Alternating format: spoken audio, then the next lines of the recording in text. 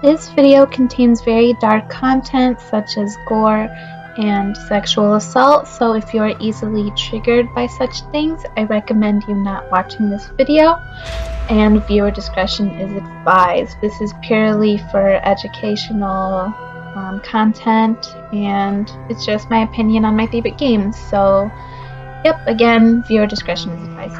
Hi everybody, this is Ayumi! And I've never really made a video like this before, but I don't fucking care because I love RPG horror games. So I'm gonna give you my top 10, and if you don't like it, then I don't care because it's my opinion. So here we go. Okay, just kidding. It's gonna be a top 15 because I just remembered that I like too many to just make it 10. Oopsie doodles. Sorry. Okay, first things first. I know my mic is shit, and I'm sorry about that. But in order for me to get a better mic, y'all are gonna have to pay me. I'm kidding. Also, before I list anything off, I just wanted to link my page because I review RPG horror games every so often. I've played most of them, so if one of your favorites wasn't listed here, it's probably on my page. Okay, so starting off at number 15, I'm gonna have to go with Paranoia, the original game, not the remake, because I don't want to be like, the remake wasn't very good in my opinion, and the original is much better, and this is why. The reason why I really prefer the original over the remake is because, I don't know, something about the remake just isn't as clean in my opinion, and also the original game was much scarier in terms of the main enemy in the game. Like, I used to be very scared of the monster in the game because it came with like really creepy music and noises, and he was also much more difficult to get away from, which added some more skill in the game, whereas the new game, he isn't fast at all, there's no noises, and it just wasn't as good. Paranoia is one of those games made by the really famous person Youre. If I pronounced that right, I'm sorry if I didn't. And it's a very simple premise. It's about a girl named Miki and her aunt dies. So she decides to move into her house and all this creepy stuff happens. And I think it's a pretty cool psychological horror type game since Miki suffers from depression, and you can really see it by the way she blames herself for her aunt's suicide, and in one of the bad endings she commits suicide in a similar fashion because she just can't get over her aunt's death. And my reasoning for making this game so low on the list is because story-wise it's too simple, and I don't know. I don't think it's very realistic because I personally have never met people who are so, like, I don't know the word for it, but the mother, for example, is just a horrible person just to be a horrible person kind of thing. I don't really, it's just like not relatable. And also the game is really too short to have much subject matter.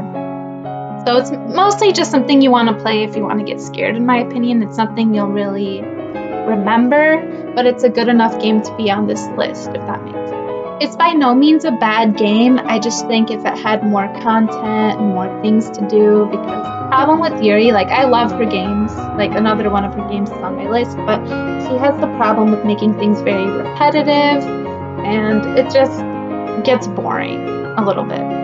Also, I think they tried to add like this weird romance element to it, but it just kind of seems out of place, and I don't know, that's something I did not really like. But other than that, the gameplay is pretty fun, the story is entertaining enough, and the graphics for its time were pretty good. The remake one definitely improved, but like I said, I'm more biased to the original. I consider this game to be a classic in the RPG horror community, and I definitely recommend it to people starting out. I'm not sure if it's possible to download the original version anymore, so if you have to play the remake, I don't really recommend it, but yeah, the original is something I definitely recommend. At number 14, I'm gonna have to go with Arias Story. And this is it's a really enjoyable game. It's about a little girl named Aria, obviously, and she's obsessed with books in the library. but one time she falls asleep in the library and all of a sudden she gets trapped and she has to find a way to get out. This game was really refreshing because I've played a lot of bad RPG horror games, and this one was almost nostalgic in the way it reminded me of a lot of the classics like My Father, Id, Witch's House. And that's also why it's so low on this list. It's because at the same time, it really doesn't bring anything new to the table and it doesn't stick with you as much as the classic 3 that I just stated. I really like the setting of this game. I've never seen an RPG horror game take place in a library alone, and I personally thought that was really cool because that's unique, you know, that's really important in an RPG horror game. But at the same time, it kind of reminded me of being trapped in like the art gallery from Id, you know. But something that really stood out to me was the ending of this game, the true ending, that is. I won't spoil it, but I think that was pretty expertly written, especially because it gives little hints throughout the story. So then when it actually hits you, it's a pleasant surprise and really sad. The OST is forgettable. If I'm being honest, I don't remember a single song from this game. And the characters as well are very pleasant, but again, don't really stand out, which is another reason why this is so low on my list. But I definitely recommend this game to people who've played the classic RPG horror games if they want that, you know, feeling of nostalgia and that classic RPG horror feel. This game has multiple endings, so I think the replayability is pretty fair, and it's free to download, so I definitely recommend. Coming at number 13 would have to be The Crooked Man. This is another game by Youre, and this was also my first Youre game that I've ever played, and it stuck with me the most. It's my favorite in her Strange Man series, and this is why. In this game, you play as a man named David Hoover, and you, like right off the bat, you can tell that he's struggling with depression. And this is another psychological kind of supernatural horror thing, which I'm a sucker for. So he buys a new apartment, and suddenly he finds this strange note by the Crooked Man, and he decides to go on this whole journey to find out who this man is. This game, compared to Paranoia, is much better in every element, I would say. Like, story-wise, I cried at the end. Character-wise, the characters stick with you a lot more.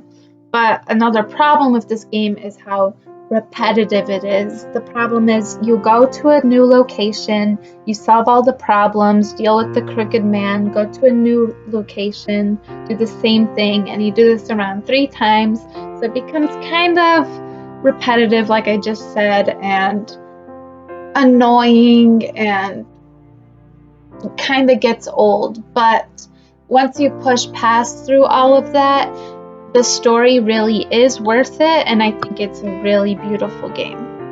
This game also handles the topic of depression really accurately and well, I would say, and I could find myself really relating to this character, and I think even people who don't suffer through mental illness could even relate to this character because I'm sure a lot of people know someone with depression. So I don't know, I think it was really well written in that sense. Also, the main enemy in this game is horrifying, and I think that is awesome because there needs to be some horror in an RPG horror game, and I hate like crooked necks and stuff, so that was awesome. Excellently done. If you're gonna play a Youre game, I definitely would say play this one before anything, and also obviously play the rest of the Strange Man series, but this one is definitely the best and strongest game in her series. And if you're gonna play, please don't play with the voice acting. The voice acting is borderline hilarious. No offense. So if you want the true, like, good experience, just no voice acting and play this game first before any other Youre game. Coming at number 12 is Pocket Mirror. Oh my goodness, when I first played this game, it was like a breath of fresh air. The art is so beautiful, can I first say? I've never seen a game that had such detailed sprites and overall game art. That is something that I must applaud it for. For a free game as well, it has a lot of content to go through and a lot of puzzles. And I think that's phenomenal too. Like, I would pay for this game. That's how good it is, how clean, how, I don't know how to even like say it. This game is like on par with those of like Corpse Party and stuff. So the plot of this game is that you play as this beautiful brown-haired girl, and you basically have to navigate through the worlds to figure out who her true identity is because she has forgotten who she is. Every world in this game is with a character that is somehow related to the main character, and each of them have so much personality that it's unbelievable. Like, there's just so much good in this game that I can't even begin to talk about it. The game features original artwork, animations, soundtrack. It even has voice acting. And when you're finished with the game, there's like a music room, an image gallery, and secret content, which for a free game, like I've said before, is going above and beyond. And I really hope that like someday they just charge people money for it, because honestly, it is worth the money. And you could tell there's a lot of love and care that was put in this game, which is extremely important. So I know I'm giving this game a lot of praise, and it's probably surprising that it's not very high on my list, but this is because I just love, like, I love this game. It's definitely something I'm never going to forget about, but compared to some of the other games on this list, I don't know, I just personally, I don't know, they just like haven't left me, you know, and I've played the others so many times, it's just like a part of me now. And Pocket Mirror I've only played once because it's a pretty long game. It's like 4 to 6 hours, and for an RPG horror game, that's like a real game, you know. So yeah, there's nothing wrong with this game. It's really fun, and I recommend this to anyone. It's got everything, a great story, beautiful horror elements, gore if you're into that, and even the OST itself is beautiful. So this game you should definitely play, and I would not miss it. Okay, number 11 is Misao, the original version, because once again, I'm not a huge fan of the remake. This game may sound generic because it's about a girl that goes missing and suddenly the entire school becomes haunted, and the main character, Aki, wants to go figure out what happened to poor little Misao. This game doesn't take itself very seriously, which gives it some kind of humor, and I really like it, especially in the original. And all the characters in this game are complete assholes, so when they die, you don't feel bad at all. And that may be considered a weakness, but to me it's more of a strength because of how comical it is. This game, especially the original, is just really fun and enjoyable. It also makes a lot of references to Mad Father since it's the same creator, and I really like when writers kind of combine their work. I think it gives them a lot of personality. The reason why this game is pretty low for a classic RPG horror is that I don't think the writer really executed the topic very well. I mean, he didn't do it like poorly or disrespectful or anything, but I just felt like everyone was kind of mean to Misao for no reason. I understand bullying, but to be isolated by completely everyone was just horrible, and again, not a really realistic plotline, and the overuse of like obnoxious bullying was like eh. But other than that, I really like this game, especially the original. What made the original stand out so much was that you had to collect Misao's body parts, which was kind of over the top and gory, which I personally adored. And what they didn't do in the remake was they got rid of that completely, and that kind of didn't make it feel like Misao. It just felt watered down, and I don't understand why they had to do it. Horror is like you either go all out or you just don't. So I don't really like how they dumbed it down in the remake. So if you want the full gory experience, please play the original. If you somehow haven't played this game already, I definitely recommend it. It is a classic among the RPG horror community. It stands up with the 3 classics. And yeah, go download it as soon as you can. Alright, boys, we're down to the top 10. And number 10 is gonna have to be Geckos Castle. And, like, don't get me wrong, I love Deep Sea Prisoner and all of his games, but Geckos Castle is just... This game is pretty high on the list just because of how funny it is. I just love this game. Like, I've played it so many times and I can't help but, like, laugh every time because it's so ridiculous.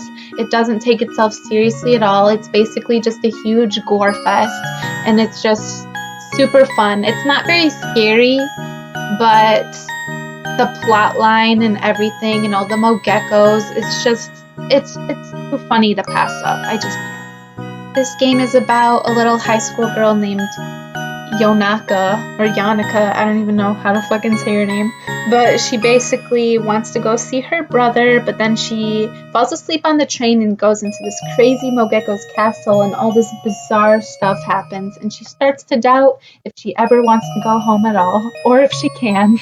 This game has so much personality in absolutely everything, it's hard to forget anyone and anything in this game, and although it has a lot of crude topics such as rape and gore and kind of incest, it doesn't come off as offensive just because of how ridiculous it is. I don't know how to explain it. I don't know if I recommend this to everybody because not everybody can take such jokes, but if you can, please download this game. It is so fun, it is so ridiculous, and there are also multiple endings, so replayability. This game, at first glance, may just seem like a random shit show, but there's honestly so much love and beautiful artwork in this game that you could tell just how much effort was put into it, and that's why it's so high up on my list. Coming at number 9 would have to be the most, like, I would call this like the grandfather of RPG horror games, Yume. And this game is about a girl named Meadow Sookie, who is basically a neat girl, which basically means that she doesn't go to work or school and she stays at home all day.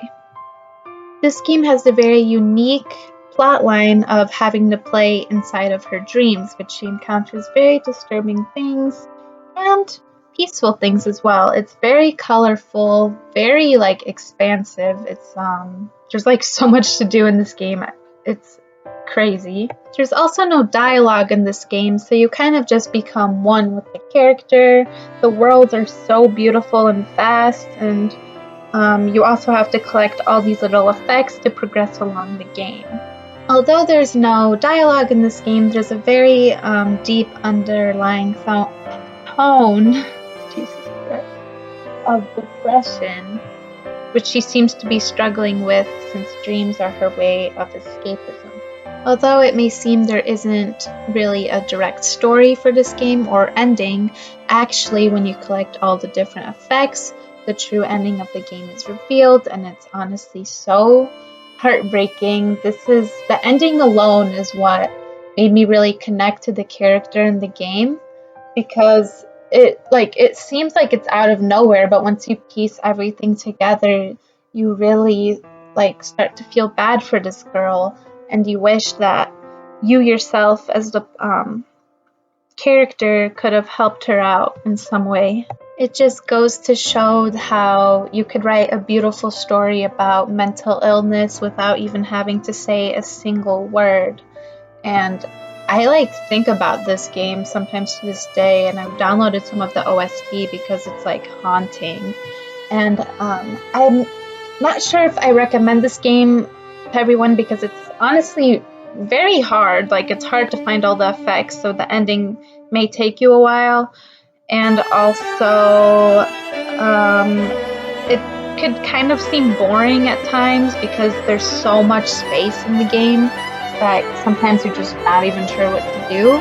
But if you're willing to play such a beautiful game, I definitely recommend you sit down and play the original, because there's many remakes, and of course, they just don't stay true to the original, and it's just not as good.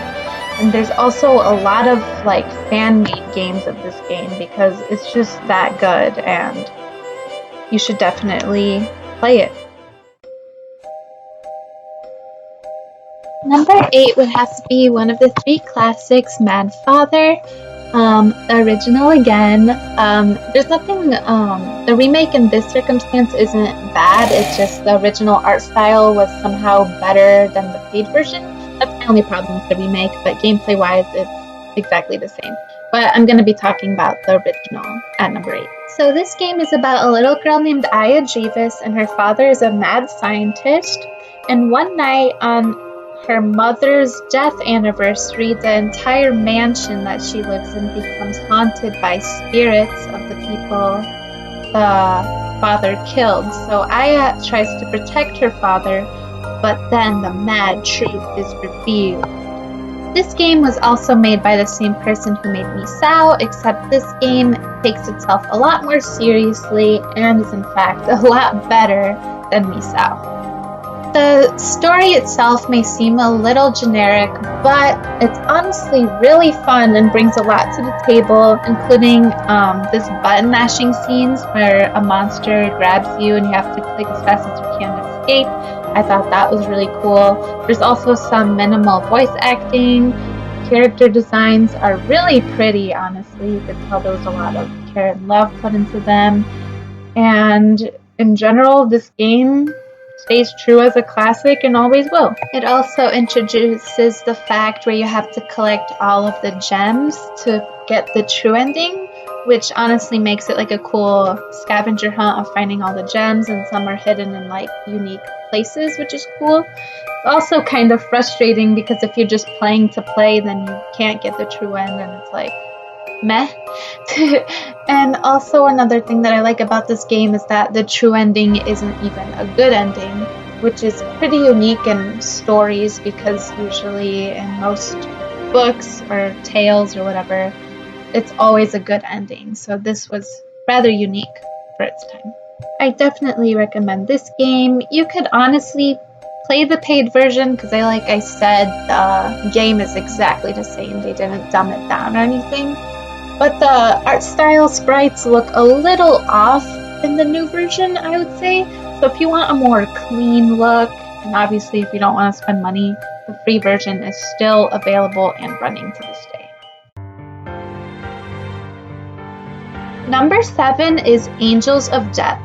This game is so cool by the fact that it's split into 4 episodes, which I've never seen before except for this other game called Leit, which is not comparable, but I thought that was a really cool feature. This is about a little girl named Rachel Gardner whose sole wish is to die, but she doesn't want to commit suicide because it goes against her beliefs, so she teams up with a serial killer, and if they escape this building together, he promises to end her life for her. So right off the bat, this is a really dark plot line, and I thought it was so interesting and I don't know, kind of ironic in a way because, you know, he's a serial killer and all. The only not so good thing about this game is that there's no really way to get a bad ending. It's very straightforward, so even if you make the wrong choice, it like physically will not let you make the wrong choice, which is it's forgivable because the game is really long and it has a lot going for it, so it's not, this is more of like a nitpick.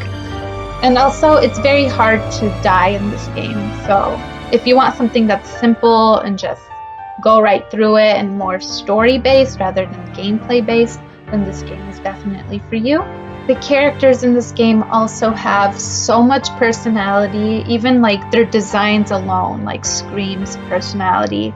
And the OST of this game is beautiful, the plot line is beautiful, and another thing that just like amazes me about this game is that you never really know what happens in the end, so it's really up to your interpretation, and I think that's really cool as well because I've never seen a writer do that in an RPG horror game. So this one definitely stands out to a lot on this list, and it also comes with a manga and anime.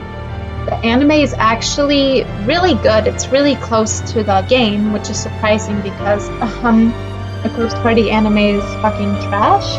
So if you want anime adaptation, sorry, I recommend watching this one. And I did not finish the manga personally because I like to buy my manga, but from what I've read, it's really accurate to the game as well. And actually, the thing that I like about the anime actually adds more to Isaac Foster's backstory that the game does not. So in this circumstance, maybe the anime is even better than the game. This game is actually a paid-for game. I think it's about $15 to $20, but it's honestly worth it. I played it for free, but I think you should support the creator of this game because I ended up buying it as well because, you know, I'm such a geek for this kind of stuff. So if you just have an extra $15 to spend, I promise you that there's so much content and time that you would be playing this game that it would be worth it. At number 6 would have to be Ib. This is another one of the 3 classic RPG horror games, and that's why it's so high on this list for good reason. This game is about a little girl named Ib who gets trapped in this massive art gallery, and she has to find a way to escape. This game is like unique right off the bat because you never really associate art galleries with horror, but this one does it so expertly well. It like the atmosphere alone kind of makes you uncomfortable, and along with the OST, of course, it's just such a intricate little world that the author created. This game I'm actually hoping gets reworked because it hasn't really aged that well in my opinion, and the sprite work is very old-fashioned looking. So I really hope that they kind of, I don't know, clean it up a little bit and just keep everything else the same. But that's probably my only nitpick about the game. The art you really have to get used to because it's so pixelated and strange.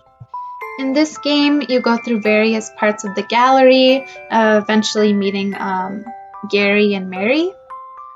And this game is very cool because you yourself don't speak much, but the other characters speak a lot. And it actually depends on how you interact with the characters on what ending you get. And I think that's a really cool feature because this one actually, the words you say have some weight on it. And this is the only RPG horror game I know that has something like that. Also, the puzzles are really unique and fun. They're really interesting and kind of goofy at times, but that's just what makes it fun. And you also get emotionally invested into the characters and feel bad when bad things happen. And even though the main character doesn't speak at all, you somehow can understand her in a way. She's not just like a bland character. And this game like always surprises me, and I always find myself coming back to it. And the opening song is always stuck in my head. It's so catchy and so nostalgic. It's just amazing. This kind of game is perfect to play when you're alone, so I definitely recommend it with like all the lights off because it's a very atmospheric kind of game. And you really have to pay attention to what's going on. So if you haven't really played an RPG horror game before, I think this is one of the first ones you should definitely try out, just to get a feel for the overall RPG horror vibe. So now we're finally down to my top 5, and at number 5 I'm gonna have to go with Nohara and the Deep Blue Sea. This game was also made by Deep Sea Prisoner, the same person who made Geckos Castle, but the atmosphere is much different than Geckos Castle, that's for sure. This game focuses on the main girl, Nohara. She's a little sea witch who honestly just wants to protect her ocean as best as she could, but then she finds out that this horrible person destroyed all the sea crystals, so you have to go and fix them before it's too late. Well, that's what the game pretends to be anyway. The first arc of this game is very innocent and lighthearted, which makes it so surprising and almost like horrifying when all the scary stuff starts to happen. I'm not gonna spoil exactly what happens, but basically what the game tries to do is emotionally invest you into all the characters before destroying you completely. Since this is a deep sea prisoner game, it has dark topics again such as sexual assault and gore. So if you are sensitive to such things, I don't recommend playing this game, but in my opinion, this one handles it a lot more maturely than it did in Geckos Castle. But the only downfall is that you're forced to get every single ending before getting the true end, so you will inevitably see all of those things. Wado Nohara honestly took me a while to grow into because the beginning arc was kind of childish and boring to me, admittingly. But once I hit the dark stuff and started to understand why I had to play all that childish stuff first, it really made me grow to appreciate the game, and now it's my favorite deep sea prisoner game of all time. My biggest nitpick about this game, however, is the RPG battle combat system. It's very easy. There's almost no challenge whatsoever. It's near impossible to die, even in bosses. You become so overpowered, it's like kind of laughable to like even attempt battling anyone because they're gonna die instantly. So they could have made it a bit more difficult. I feel like it would have been a little more fun doing that stuff. But the story and the atmosphere and the characters kind of make up for it, and some of the attacks you collect are really funny. So I personally really recommend this kind of game if you're okay with dark subject matter. It's a beautiful game. There's so much love, I cannot stress this enough, into every single character in the world that he created himself. So I don't know if Deep Sea Prisoner is a he, I'm just assuming. But yeah, I definitely recommend this one. He also has another game called The Grey Garden.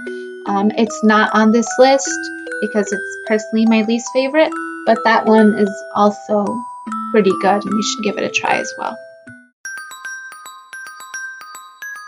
Number 4 is going to have to be the new game, Youre Trying. This game honestly surprised me. I did not expect to find something with so much content and so much shit to do that I was blown away when this game came out. Also, Xoxo. I hate him so much, and yet I love him. What have you done? So this game isn't completely done yet, but from the parts that I've played, it just has to be in my top 5. Like, it's that good. It's basically really similar to Danganronpa. Sorry if I pronounced that wrong, but it's actually good. No offense to Danganronpa, but that shit whack. So yeah, this game you play as the main character Sarah Chiruin, and you get trapped with various other people in this strange death game, and it's so detailed and intricate that I can't even begin to express my love for this game. Gameplay-wise, it reminds me of a point-and-click adventure, but instead of being boring, it's so colorful and all the characters. I mean, at first, I'll be honest, the characters seemed kind of generic and lackluster, but once you delve into their stories and personalities, they actually really start to grow on you, and it's heartbreaking when you have to lose someone each game. And it's also kind of cool because you never really know what's gonna happen or who's telling the truth, or I don't know, like whoever wrote this story did such a good job, and I can't wait to see how they're gonna end it. This game is really strong in practically every way. It's a little difficult and you're gonna need a lot of saves, trust me, because every decision you make will lead to more dialogue, a new cutscene, or an entirely different ending. So be prepared to save at every little thing. The only downfall, inevitably, is how long this game is. Like, you're gonna need a lot of free time when you're playing this game, and you also have to keep in mind that it's not quite finished yet, so once you finish what is already done, you're gonna have to wait for the developer to put more parts of the story out. So if you're committed and you're passionate, then I definitely recommend this game. Also, you have to be good at puzzles, which I'm not. So if you suck at puzzles, you're gonna need a handy dandy walkthrough because, honey, I got stuck on the fucking first part of the game. And I don't know if it's because I'm dumb or I don't know, you just gotta have patience and the IQ for it.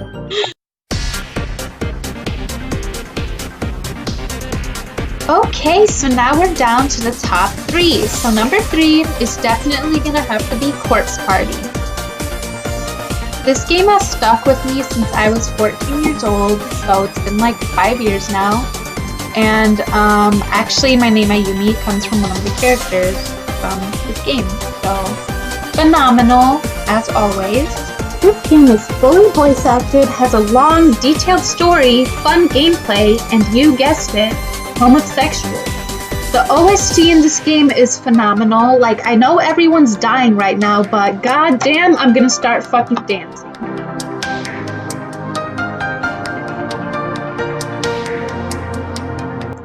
All the characters are not expertly written. Like Mayu, I'm sorry, but I could not give less of a damn about you. They give you almost no character development, but aside from her, everyone else is pretty well written. Just fucking kidding, who gives a shit about the teacher, am I right?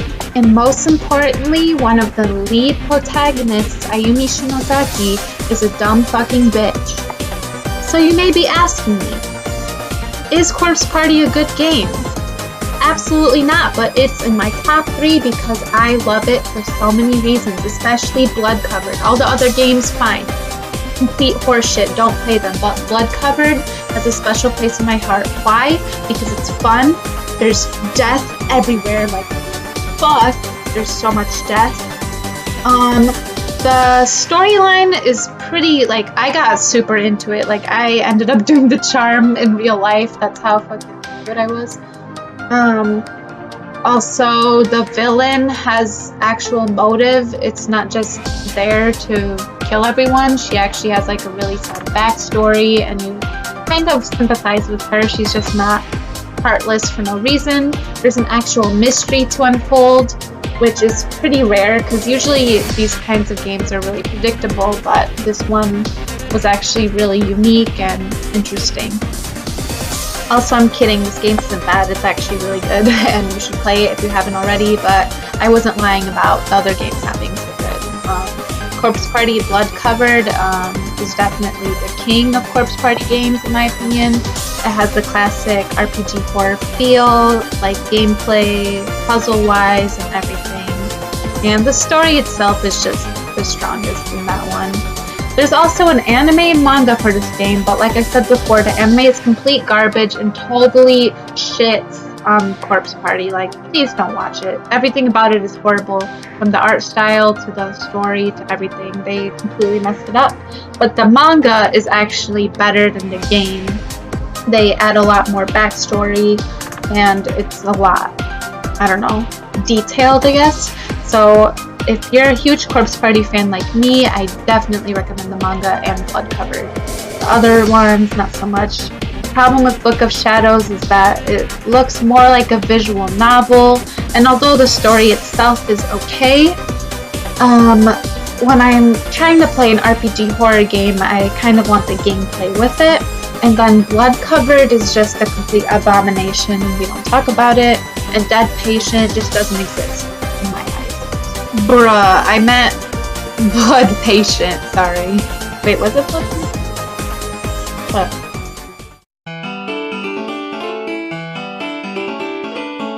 Number 2 is another recent game called Witch's Heart. This game is so awesome. This is another one of those games that you don't really go into it expecting much, but once you start playing it, you're kind of hooked because of how, what's the word, cool it is. Everything about this game is amazing. There's demons, there's that beautiful haunted mansion vibe, but at the same time, there's like so many fucking mini worlds you go into at the same time that you're not stuck in the mansion all the time. You get cool character arcs, you get cool fucking monsters. This game is fucking amazing. There's also a ton of these cute little mini games in between, so it just feels like a ton of games in one. I don't know how to describe it really, but it's so entertaining. There's so much to do, there's so much to explore, and last time I checked, this game isn't completely done yet, but it takes hours to even get to the waiting room that I would just start playing it as soon as I can. Also, what's with writers and making green-haired bitches the bad people? Huh? Huh? I hate him. I hate Ash, but I love him. Why are you doing this to me? Fuck. My favorite place in this game is like, it's like a really soothing place. You climb up this vine in the, I don't know even what it's called. It's like, looks like a bar place, but you go up there and then you're put in this beautiful green meadow and you get to sit down on this bench and just listen to this really like peaceful, sad tune, and I swear I've just sat there for like hours, not even playing the actual game because the OST over there is so beautiful. This game is so whimsical and like, I'm not gonna say childlike because it's really fucking fucked up, but I don't know, it just makes me feel so refreshed when I play it in like the most wholesome way. I mean, and it's like so colorful, and this is the rare occasion where each and every character gets fleshed out. It's not just the main characters. You get to learn so much about every character and really dive into the world. You even get to dive into the demon world, which is really rare because usually you don't really pay attention to the bad guys. With this one, each and every bad guy has a backstory as well, and there's a lot going on in this game. I honestly think this game and Youre Trying to Die should be paid for games because of how long and how much, how beautifully put together they are. They are on the same professional level as Corpse Party, I would say, and I would definitely pay these games. And lastly, my number one favorite RPG horror game is The Witch's House. And I'm talking about the original one again. Sorry to the remake. Out of every game I've mentioned on this list, I'm pretty sure this is the only game that actually managed to frighten me to the point where I've had to take breaks from the game on my first run through.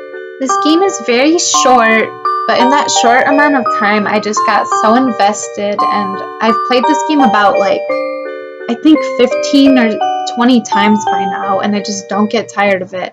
And the new version absolutely helped a lot because they added more puzzles and a little more story, which was really cool, but I'm still a sucker for the original. This game has very little dialogue aside from the end, but for some reason this is its strength. The atmosphere is so creepy and horrifying, like it feels like anything will and can kill you at any second if you're not careful, and that was something that I greatly admired and also got greatly frustrated by because I had to save so many times. The puzzles in this game range from fairly easy to very well thought out. I myself got stuck on the skull puzzle for the longest time. I didn't really understand it until recently, so oopsie doodle. But they're very fun, and they aren't like tedious kinds of puzzles. They're just really amusing. And the ways to die in this game are so fun. Like sometimes I'll just die on purpose because the animation is so funny. And of course, how can I forget the ending? This game has the biggest plot twist I've ever seen in an RPG horror game. I was shocked and heartbroken because, like Mad Father, this ending is bad, and I really like that. I'm struggling to, like, this is my favorite game, but I don't understand why it's $15 on Steam. I really don't think such a short game should be so expensive. The extra mode is cool, but again, I would say this game should be $5 at most, and I would just recommend playing the free version because, I don't know, like, it's kind of a lot of money for not that much content, and it doesn't seem fair because Angels of Death, for example, is a similar price range, but there's loads more to do in that game. Also, if you're a huge Witch's House fan, there is a manga that is made of this beautiful story, and it goes in depth for the antagonist Ellen, and I think it's very important if you want that development. So there you have it. This is my top 15 RPG horror games. I'm really sorry if your game didn't make the list, and this is my first time making a video like this, so I'm aware that I'm not the best speaker in like any shape or form. Speaking is kind of my weak point, so don't roast me too hard, and I know my mic is bad, so yeah, but I had a lot of fun making this video. I might make an in-depth video about all of these games, but I don't know, because it takes a lot of time. I kind of just went through all of these games really fast, so if any of you want to know more about these games in depth or like an explanation, whatever, go for it. I might make a video. I'm also thinking about making a video about my top 10 least favorite RPG horror games, because trust me, there are a lot of bad ones out there. And also, if you love RPG horror games, please follow me on Instagram. Use my account. I review RPG horror games, like I said. So if one of your favorites wasn't on here, I probably reviewed it already. And I probably didn't like it that much, I'm sorry to say. But yeah, thank you so much for watching my video. Please leave a like and subscribe. Bye!